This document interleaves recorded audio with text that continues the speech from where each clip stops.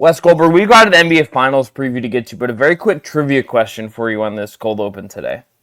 I'm sure you saw this already, so I just find this very funny. This just to me personally was very funny over the weekend. Are you aware of who the player who scored the last point in NBA on TNT history is? Who hit the last shot in that game from Knicks Pacers game 6? Do you want a hint? That is a great. Yeah, I'll take a hint. This is what I would say is the player. The way I think of this player is that he is like the one of those guys who clearly isn't that good, but teams keep thinking he's good, and he's been on like a lot of he's been like a guy teams keep going to for some reason, despite the fact there's not a track record of him actually being good. Is it Campaign? No. Is it Landry Shamet? It's Landry Shamet. Okay. Yeah, it's Landry Shamet. Very good. Landry Shamet. Yeah, that's like a great trivia question that like if I'm ever like a hyper specific trivia night at a bar, and that's up, I'm betting all the points on that. But on today's show, we're going to go how the Pacers win, how the Thunder win, X factor for each team, and much, much more. That's all coming up on the Just Basketball show. Let's go.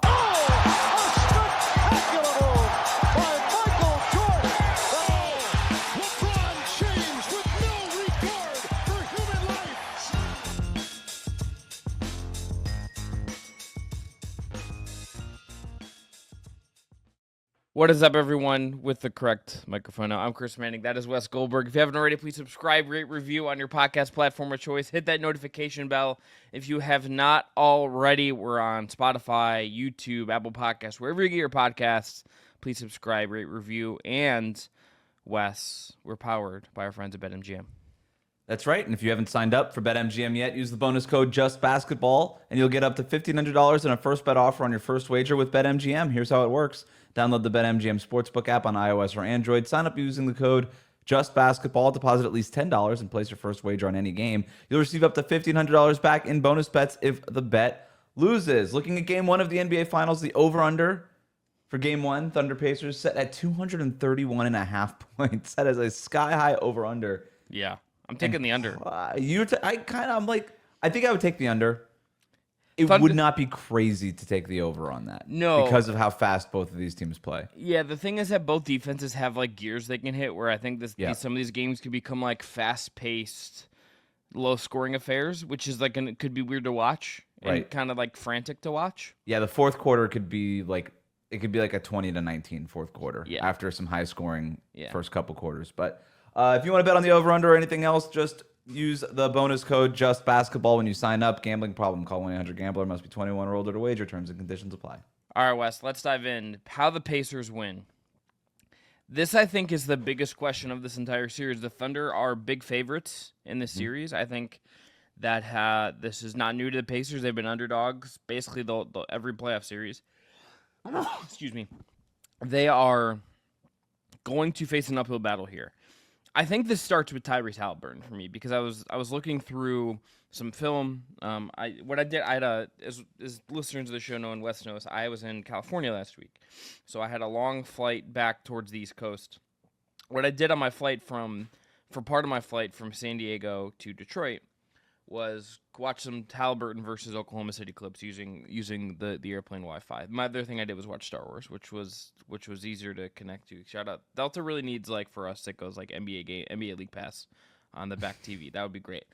But I was watching clips and Haliburton was pretty passive in these games, just watching how he played. Didn't take as many shots.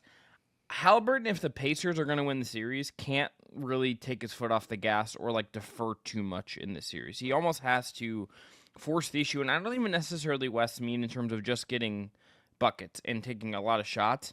I mean he has to be the one initiating and attacking, so like if he gets a shot or he's doing something that creates an open catch-and-shoot three, a lob for Miles Turner, whatever it is, I think he has to, to me, it starts with Haliburton. If Haliburton is not superstar version of Haliburton for 4 out of the 7 games of the series, or most of the series, I don't think Indiana has a shot in hell. Yeah, it's a great call to start there. You have to, because you kind of know what you're going to get from Shai Gilgeous-Alexander. He's the MVP. He knows what he's going to do. He knows no matter what defense it is, he's going to be able to get his. And by the way, Andrew Nembhard, we'll get to him, I guess, a little bit later, but he's got his work cut out for him. The thing about Haliburton is I called this out after Game 5 against the Knicks when they lost that game.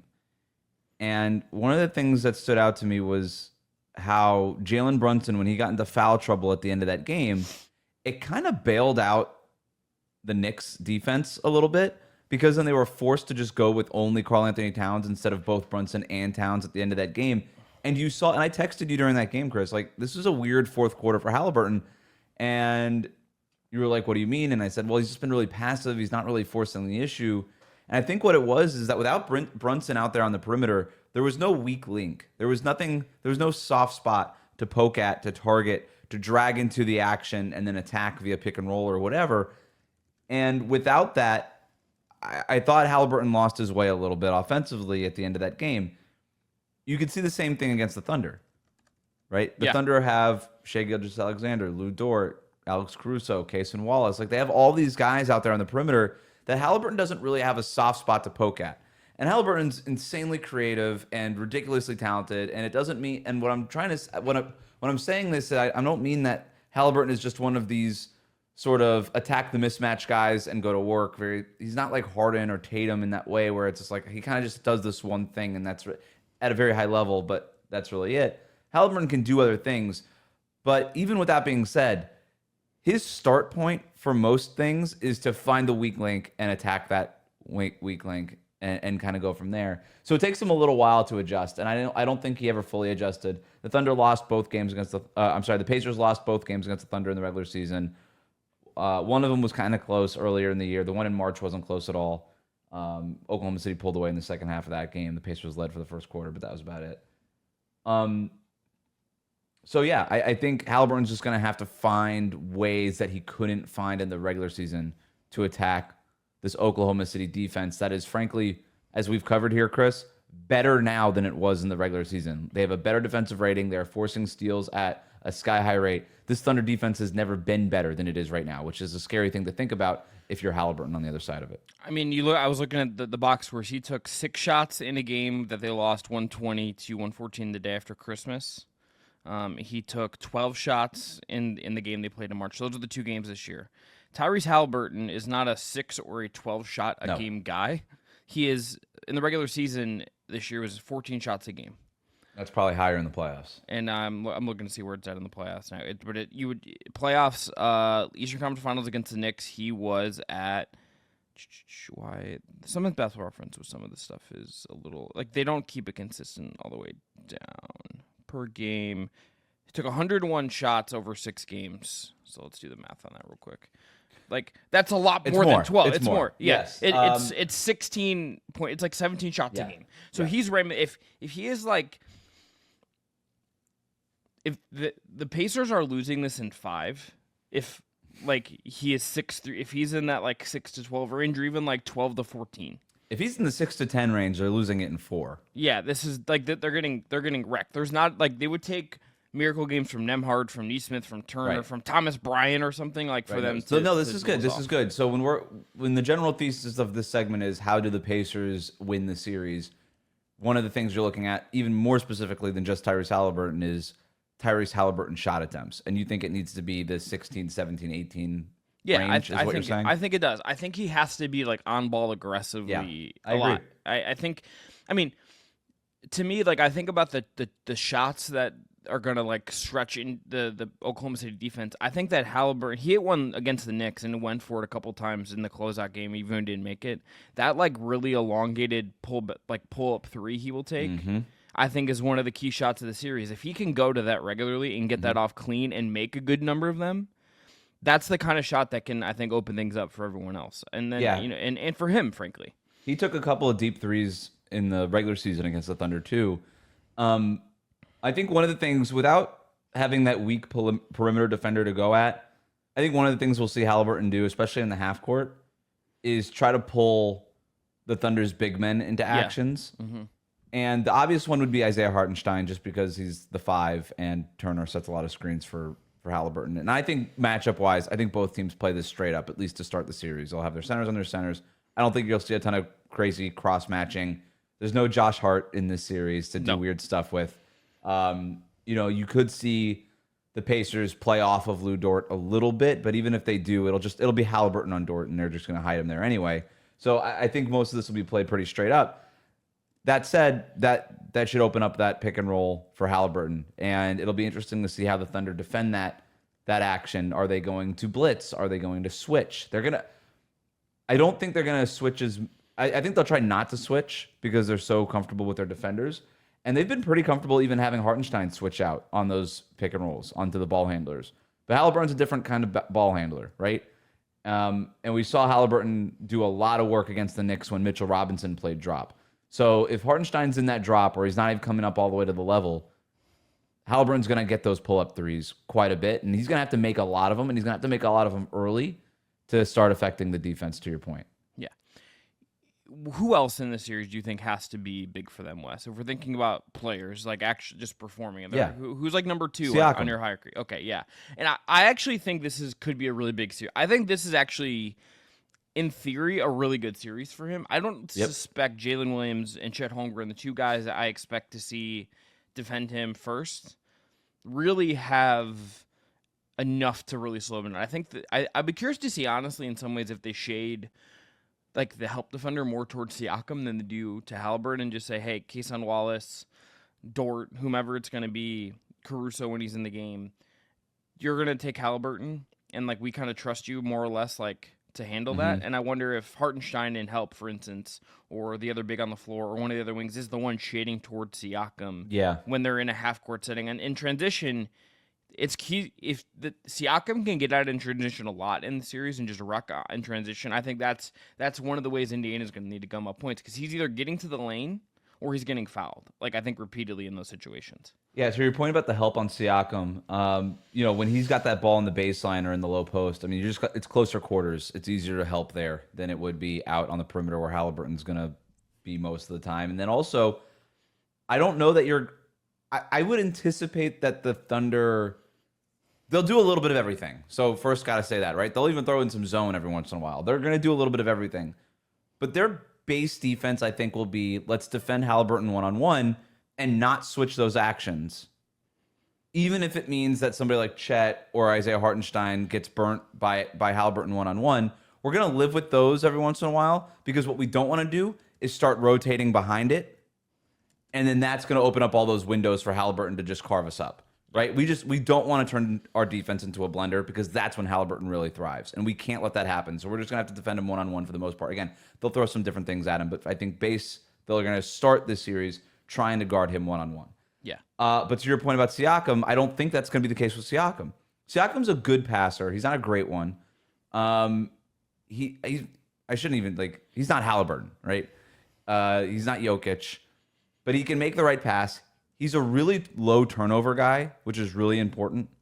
The guy, he's super secure with the ball in his hands in the low post. He can do the post-up stuff and not lose the ball the way that Julius Randle kept losing the ball in the Western Conference Finals when he would try to get into his low post work. But I could see them trying to help off of him and force the ball out of his hands to that third pass to a Nembhard or a Nesmith or somebody that they're just less worried about. So I think that's a great call out.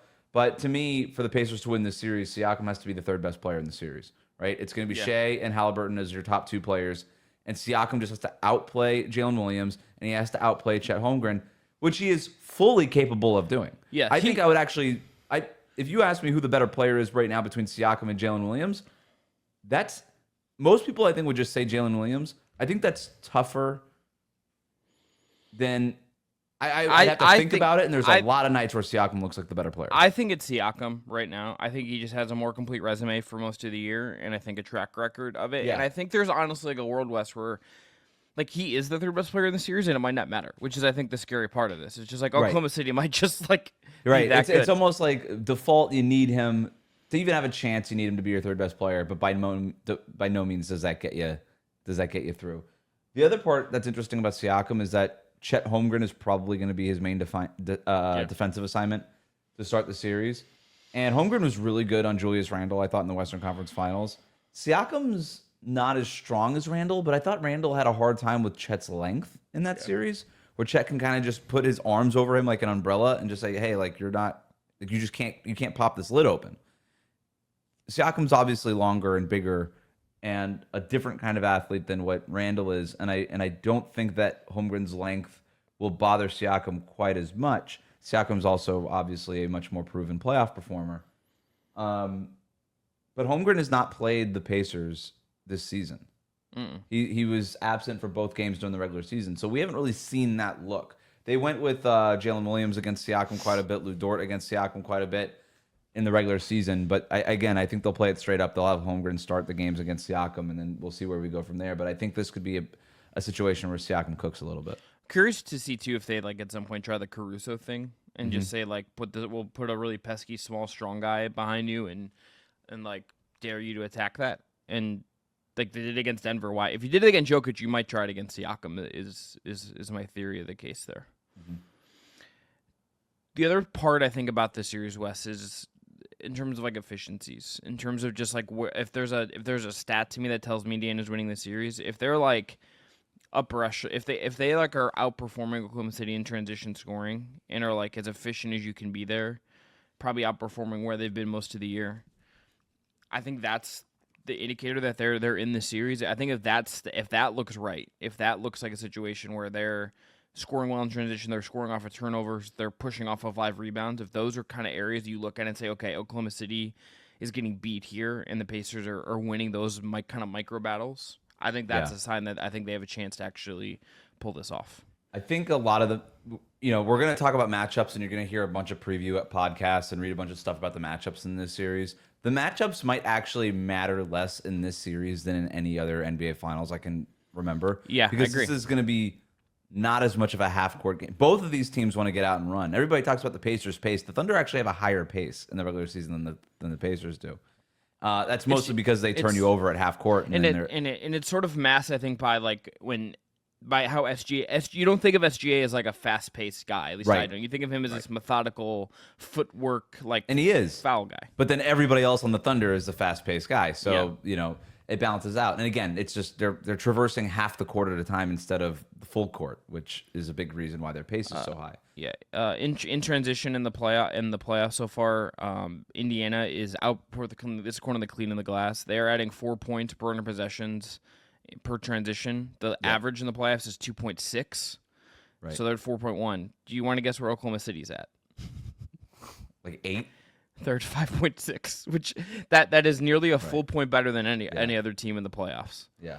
Which is like the other part about the Thunder too is their transition defense is also elite, which is part of the Thunder's formula. It's why they keep piling up wins, is that they add a bunch of points per game in transition, and then they take away a lot of your easy points in transition from opponents, and so that formula is winning. So they're coming out like I think I did the math. It was like in the regular season they were starting games with like a 13-0 lead basically. It's crazy. It's because of their margin. Every time, Wes, we talk about Oklahoma City's defense, I get more like sure that this is the best unit I've seen in like a decade. Yeah, I said it last week. I know you did, and you said it, and I've been thinking about it, and then every time we talk about it more, and every time I look at a new stat, I'm just like, oh yeah, this is a ridiculous unit. So yeah, their transition defense is awesome, which kind of gets me to my efficiency thing that I was looking at. Yeah, please. I actually think the Pacers might want to slow this series down. Because if you're looking at where they are just in the one area where they are elite and Oklahoma City is not, it's half-court offense.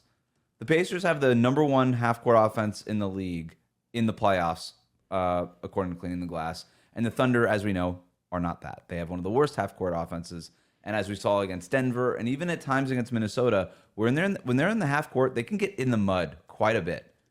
And I do wonder if you're the Pacers, do you say, you know what, we're so used to, we're still going to sprint and do our thing when off of misses and off of turnovers and off of pressure.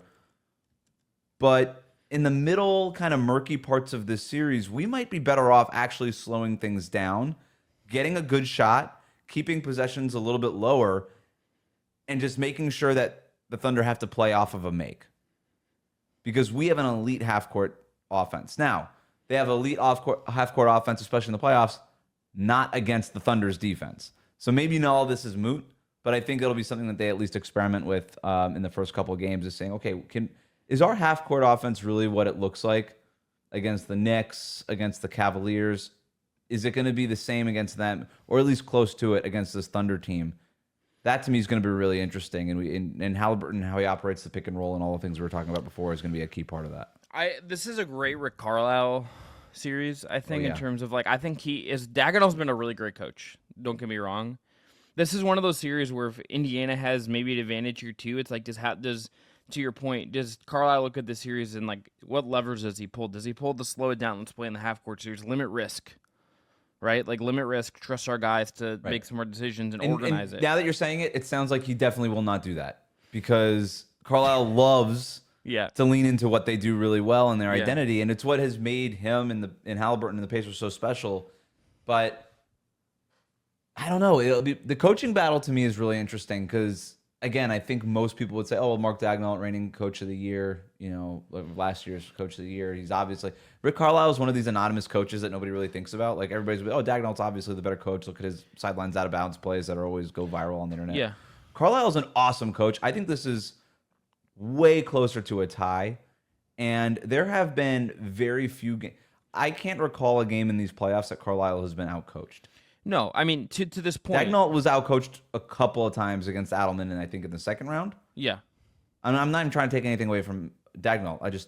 I think this is a pretty even coaching series, maybe even advantage tilting Carlisle. I mean, the Carlisle thing, if there's one area where I think definitely he has an advantage here that I think would give me optimism if I'm an Indiana fan or if I'm in that organization, Daigneault has never had, except for last year's Dallas series, and that didn't really work out. He has never had to make like those big in-game series adjustments that oftentimes define series. Maybe the Thunder are so good that does not matter. Maybe that is just the reality.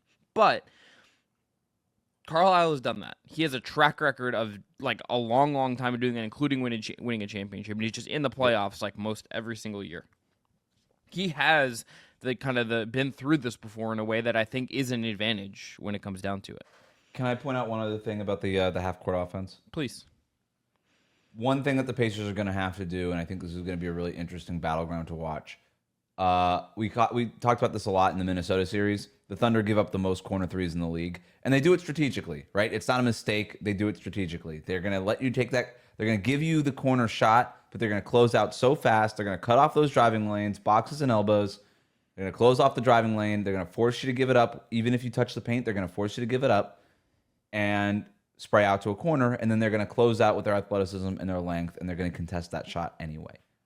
That said, Minnesota missed a lot of makeable corner threes in that series.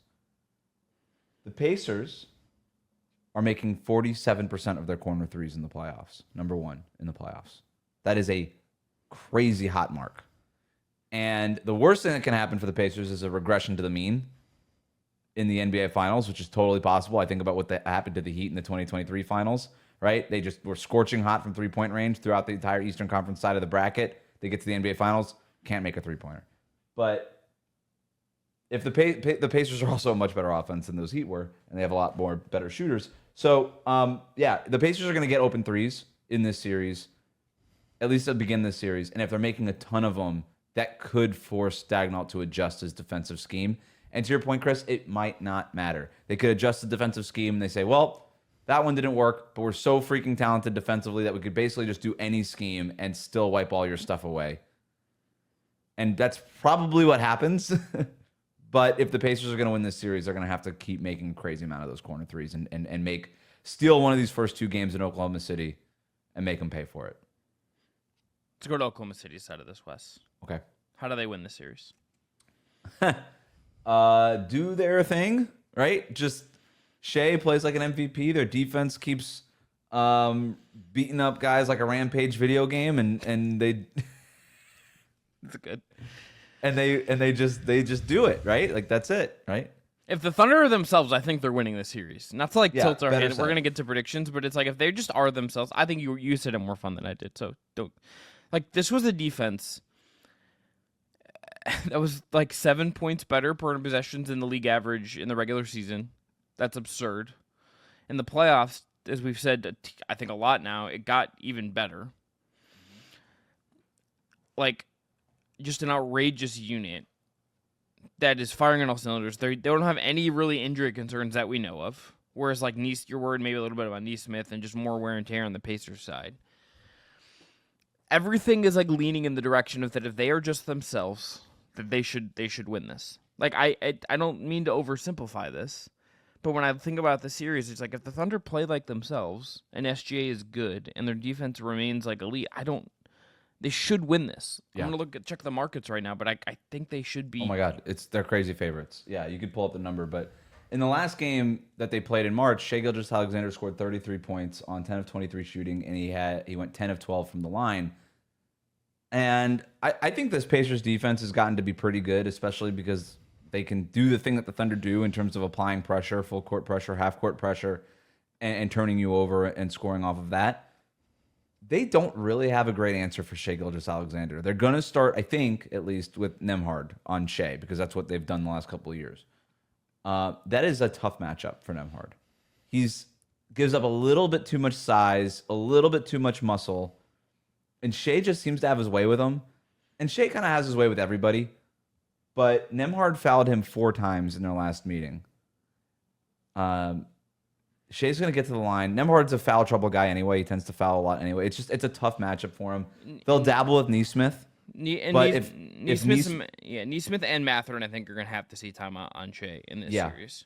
And both of those guys are also very foul prone, right? Like they get their hand caught in the cookie jar quite a bit.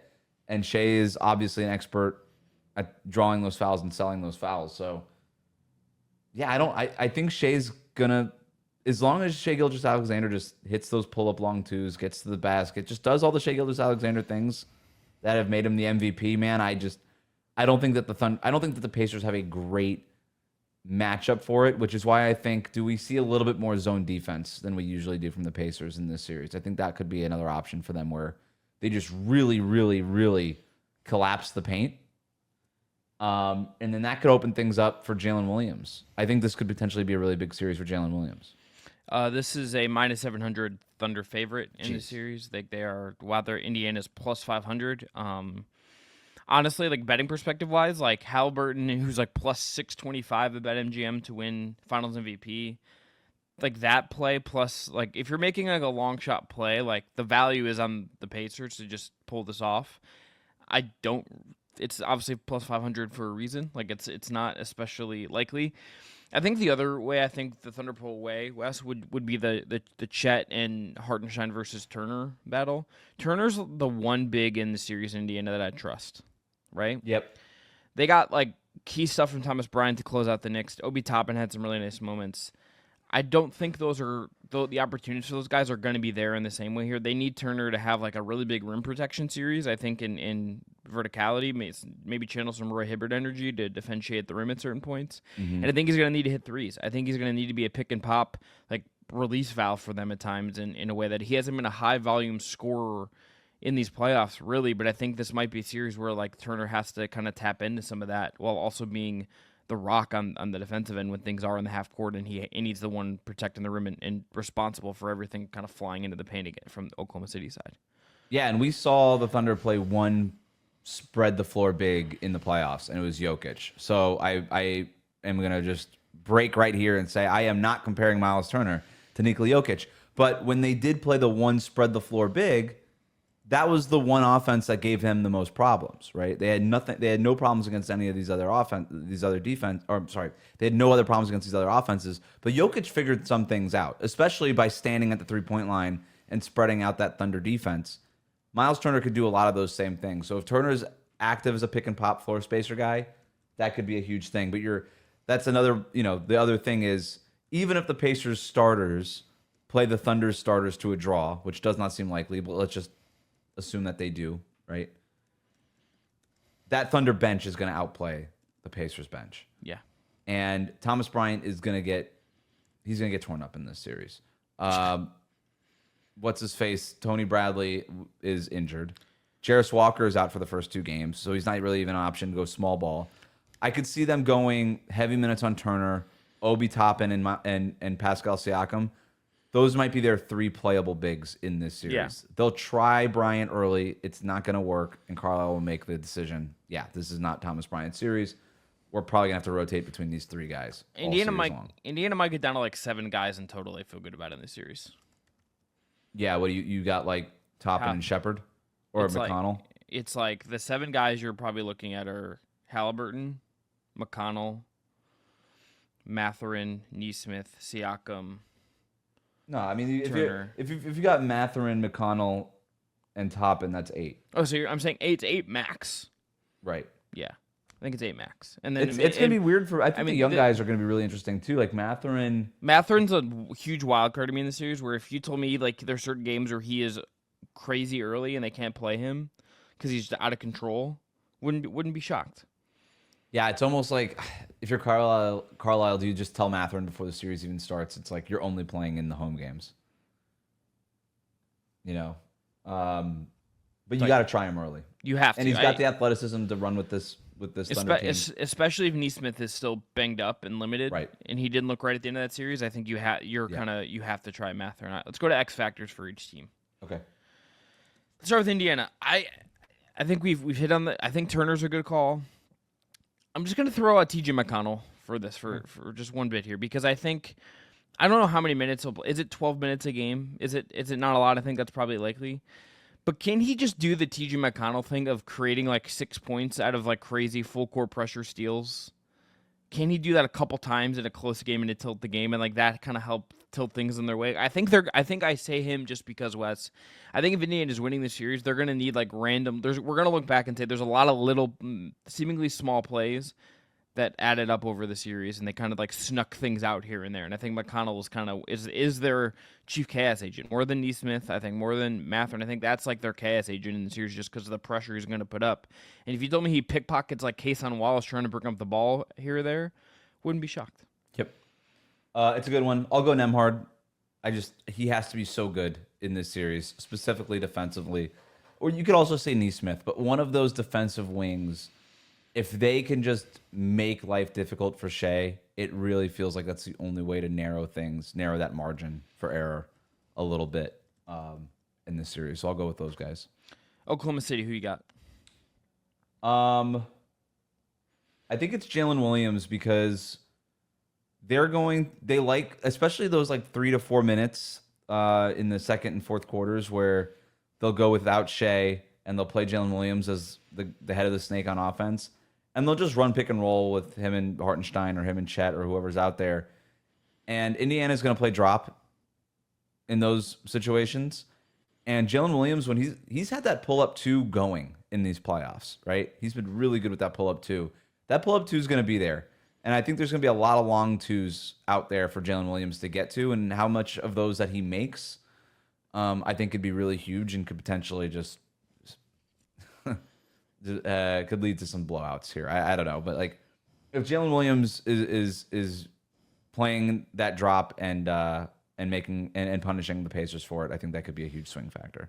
I'm gonna go Chet. I think just if he has a monster defensive series and like gets switched on Haliburton and survives a lot of the time and thrives, and if he is hitting shots, this is probably a runaway. I think he's like the cherry on top of all of this for me. He really is the biggest. He's like the biggest mystery box because again, we haven't seen him in this series, so we don't really know what it's going to look like. But we kind of know what it's going to look like. It'll probably look. We know what he's really good at, and you expect him just to like. I think he's just keep leveling up this whole playoffs to the point where like I'd be surprised if he struggles by this. All right, let's go to predictions. Wes, I think it's safe to say we're both picking the Thunder. Mm-hmm. I think you and I are both there. So how many games are you picking Oklahoma City in? So I want to say I had Thunder in 5 in the Western Conference Finals, Mm-hmm. and I had Pacers in 7 in the Eastern Conference Finals, and I was within a game of being 100% correct. Yeah, you know ball in both conference finals. So I feel like I've had a pretty good feel for these teams actually. And in saying that, I'll probably get this totally wrong. But I'm gonna go Thunder in 5.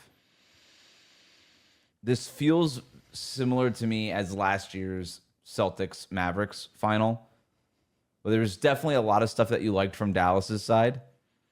And there's definitely some matchups that you could talk yourself into. But at the end of the day, it was a team that kind of got hot, had an awesome playoff run. I don't mean to take any credit away from them, but they just ran into a juggernaut, and the team that was just clearly the best team in the league all season long, and the Celtics won that series in 5 games. So I think history repeats itself. I think the Thunder, clearly the best team in the league, best team in the NBA all season long. They deserve this championship. They'll win this championship. I think they'll get it in 5. What about you? I'm Thunder in 5 as well. I think this team is up here.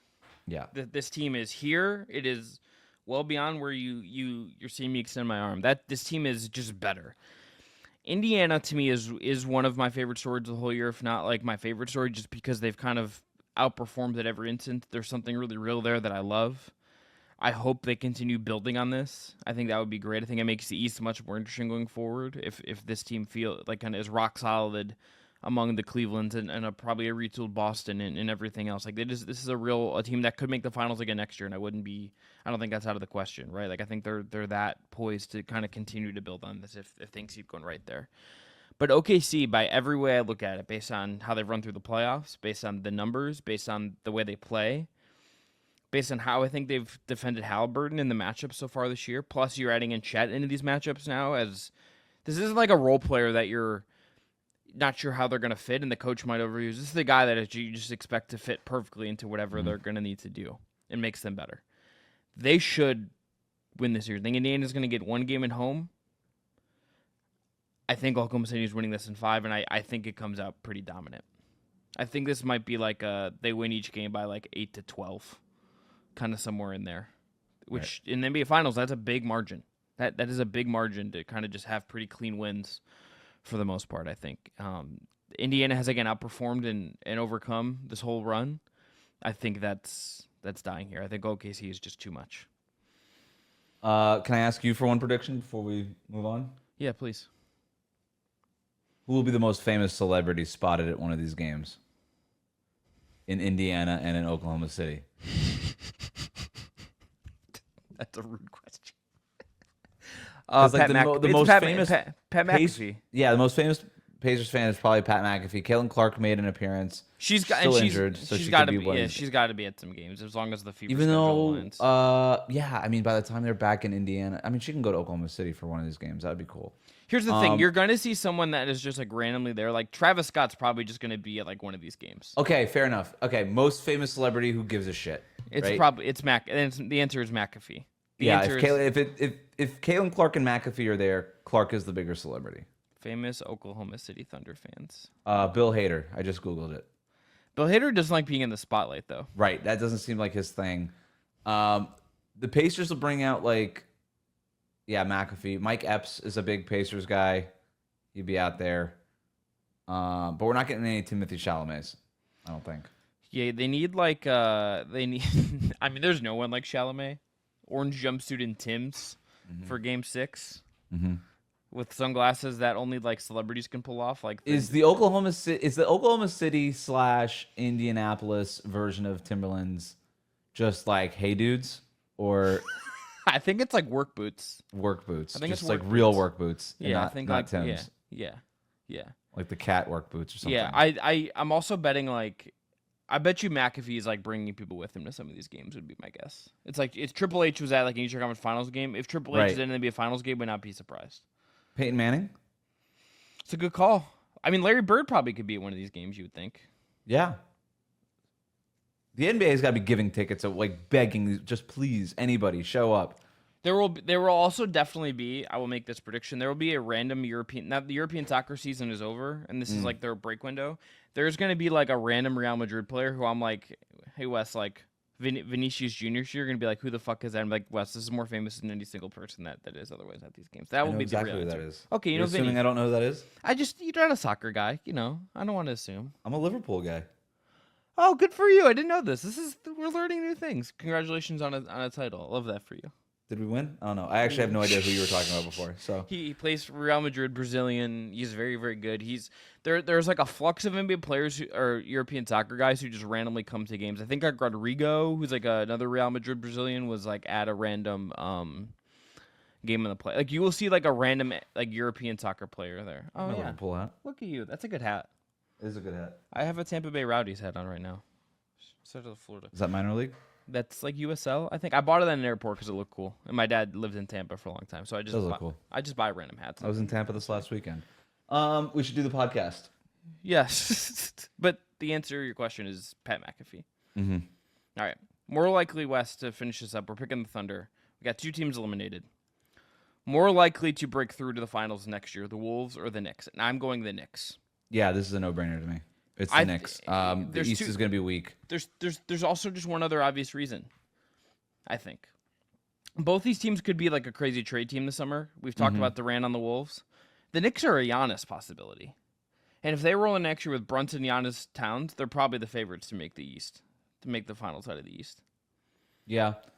I mean, I would just go, so if they've got Brunson and Giannis on the same team, I would say that they're the favorites. But yeah, I the East is just easier. You know, this is like, I feel great about the Timberwolves' future. But they seem, even though they've been in the Western Conference Finals 2 years in a row, they seem strangely far away. And I wonder if that's the best this version of the Timberwolves can do, and if they actually need to take a step back over the next year or two in order to take that ultimate step forward. They also have money issues, and they're probably going to lose Gilgeous-Alexander Walker this summer, where the Knicks aren't really dealing with any of those things. If anything, the Knicks are probably at a piece this year, or this summer. So I'll go Knicks. I feel pretty good about it. I think we are in for the Knicks should be just really, really kind of, I think, like they feel like they're in a spot to just go be really aggressive. Like, it just feels like they could be aggressive. Honestly, if they just do another year of chemistry building and all this stuff, and if they, to me, figure out, okay, Josh Hart, love him, he's got to come off the bench now. Yep. We got to put a floor spacer at that spot. This could be one of the best offenses in the NBA right away, and that's the path for them. If they're average to slightly above average defensively, but top 3 in offensive rating, that's the path forward. But too often, once teams figured out, hey, we could put a big on Josh Hart, and we're just going to put a wing on Karl-Anthony Towns, we're going to flatten out all of your pick and roll stuff and all your pick and pop stuff, the Knicks offense went haywire, and they never really found a solve for it. It might be as simple as just putting Deuce McBride in the starting lineup over Josh Hart and maybe not making any personnel moves. Probably need to add another guy to that bench. And they're eventually going to have to play one of these rookies and figure out if any of these guys could play. So, I think the path for the Knicks is way easier than it is for Minnesota next year. Yeah, I think the Knicks have better odds for the title next year than the Cavs do right now, and a bunch of other teams in the East. I think that's telling. Maybe it's prisoner of the moment stuff, but the future odds I've seen at a couple of different books have the Knicks is slightly ahead of they're like third or fourth, depending on where you look as far as odds go, like plus 900 to win the title next year. Don't think it's out of the question. And there is, like, I did see a post the other day from ESPN that it's like the track record the last couple of years has been you make the Eastern Conference Finals, and the next year you do make the finals. Like, that has been the trend of late. So it's like they got there this year. Do they break through next year? Probably playing the Thunder.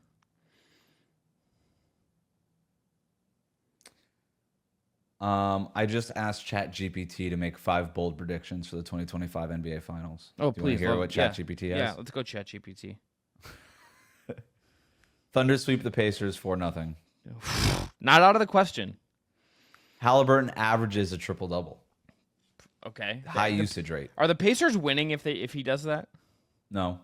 Okay. I mean, they could, but not like they're not definitely like they could, but they're definitely not. Is it like a 15, 10, and 10 triple double, and it's like, did this what happened here kind of thing? Yeah. According to ChatGPT, his ability to score, distribute, and rebound makes this a plausible feat. Chet Holmgren records 5 blocks and 5 3-pointers in a single game. Kind of like that one. Yeah, I do like that. Good bet on that. The Pacers win game 1 on the road. That's pretty bold. Yeah. Siakam emerges as Finals MVP. I mean, I think it's possible. I feel like Finals MVP to me is one of those things, Wes, where like I'm kind of expecting, like, Shea's the overwhelming favorite, and I get why. I could see a world where we're just like the Thunder win, and it's like, hey, Jalen Williams. Do you have the odds up in front of you? I'm gonna pull them up. What are the Jalen Williams odds? Because it feels like the media loves to just not give it to the best player now. SGA is somewhere between -5, so he's at -550. Here we go.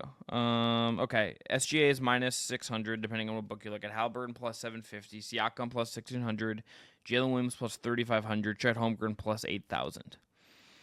Wow, so it's basically saying if the Pacers win, pretty good chance it's Haliburton, but definitely could be Siakam. And if the Thunder win, and we expect the Thunder to win, it's definitely going to be Shea. It'd be crazy for it not to be Shea. I mean, if Shea's scoring 25 a game in these finals and is like good defensively, he's probably just gonna win it. I would argue even if he's not good defensively and he's scoring 25 a game, he'll be fine. Yeah, he's going to win this. I mean, that would be the best case. If the Thunder win, you want Shea winning MVP, right? You don't want it to be some sort of role player nobody's really ever heard of. If you're the NBA, you sort of want it to be Shea. Be like, look, here's our new superstar. Enjoy him. We're going to put him on ABC a lot next year. Yeah. You know him as the guy who's really consistent and posts weird Instagram poems. I was talking with my dad this past weekend, and he revealed to me that although he's been watching the playoffs, he didn't realize that the three guys in that AT&T commercial in the blue suits played for the Thunder. That's where we're at with the Thunder. They're kind of anonymous. And I didn't even blame my dad for it. He's like, I feel so bad. I'm like, Dad, it's not even your fault. It's the NBA's fault. Yeah. But yeah, they're gonna have to know him now. They're gonna win. They're winning a championship. We're days away. It feels like from the Thunder being really coordinated. Potential Thunder era, I think, is what we're staring down more than anything else here. But on that note, I'm Chris Manning. That is Wes Goldberg. We'll be back later this week after Game 1. I think will be the plan to give you analysis from that first game. Have a great week. And we'll talk to you soon.